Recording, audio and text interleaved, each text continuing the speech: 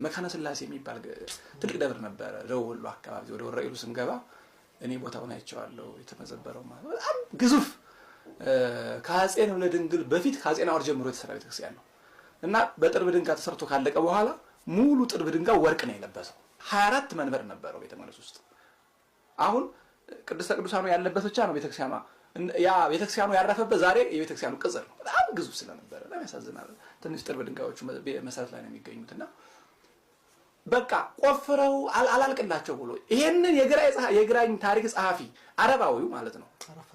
አረፋቂ ጽፎት እንደ ኢትዮጵያውያን እዛው ኦርቶዶክሳውያኑ እንዴት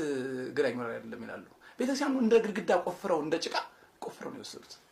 በርካታ ቤተክርስቲያን እንደዛ የተደረጉት ያኔ በርካታ ነገስታቱ ወርቅ ይሰጣሉ ፈረንጆች ከመጡ በኋላ ነው ኢትዮጵያ ወርቅ ተመዝብሮ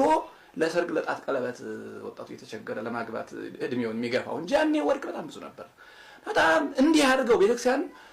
አልሆን ሲል በቃ አቃጥሉት አላቸው ይላል ራሱ አረፋቂ እኮ ነው ጻፈው በቃ